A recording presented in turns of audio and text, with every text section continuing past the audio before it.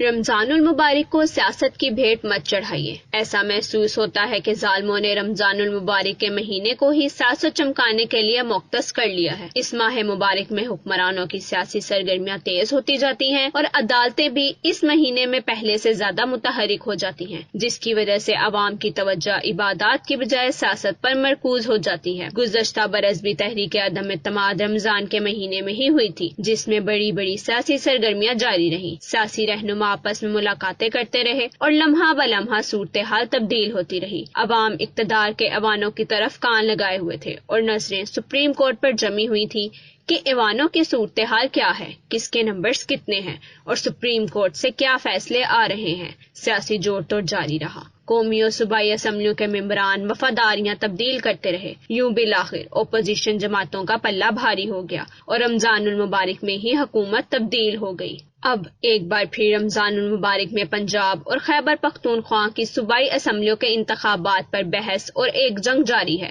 جو سیاستدان اسمبلیوں سے باہر ہیں وہ اسمبلیوں میں واپس جانے کے لیے تڑپ رہے ہیں، جس کی وجہ سے وہ انتخابات کا شور مچا رہے ہیں۔ اس کے برعکس جو سیاستدان اسمبلیوں میں بیٹھے ہیں وہ اسمبلیوں سے باہر نہیں جانا چاہتے، جس کی وجہ سے وہ انتخابات سے بھاگ رہے ہیں۔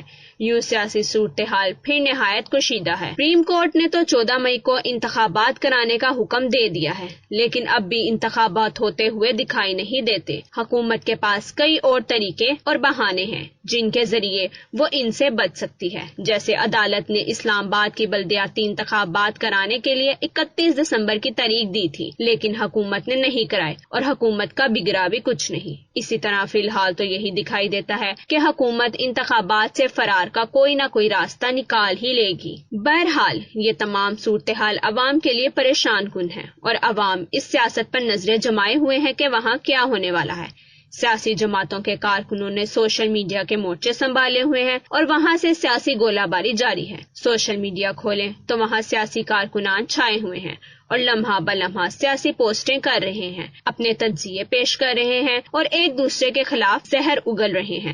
نہ رمضان کا احترام اور نہ عبادات کا خیال ہے۔ رمضان المبارک کا مہینہ امت محمدیہ کے لیے ایک عظیم نعمت ہے۔ اس مہینے میں اللہ کی نعمت، رحمتیں اور برکتیں موسلا دار بارش کی طرح برستی ہیں۔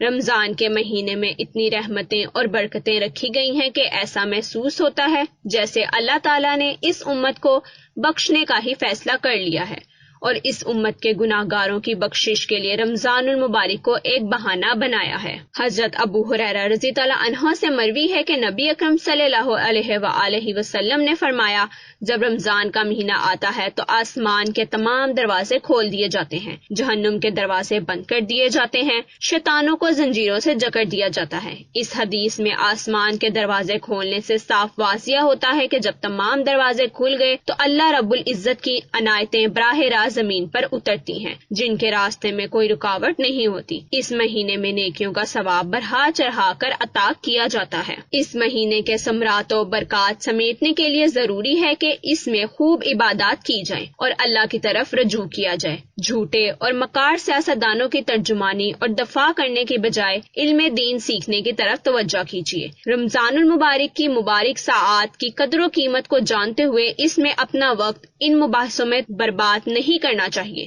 ہم نہ تو حالات کو بدل سکتے ہیں اور نہ ہی ہماری بات کسی فارم پر سنی جاتی ہے۔ اس لیے رمضان میں خود کو زیادہ سے زیادہ عبادات میں مشغول رکھیں، ذکر و تلاوت کی کثرت کیجیے۔ جو وقت ٹی وی دیکھنے میں صرف کرتے ہیں اسے بھی عبادت میں لگائیے۔ ہاں، ملک کی ترقی و استحکام کے لیے دعا ضرور مانگیے۔ اس ملک کے لیے دعا کیجیے کہ اسے نیک حکمران عطا فرمائے جو ذاتی مفادات کی بجائے صرف ملکی مفادات کو عزیز رکھتے ہوں۔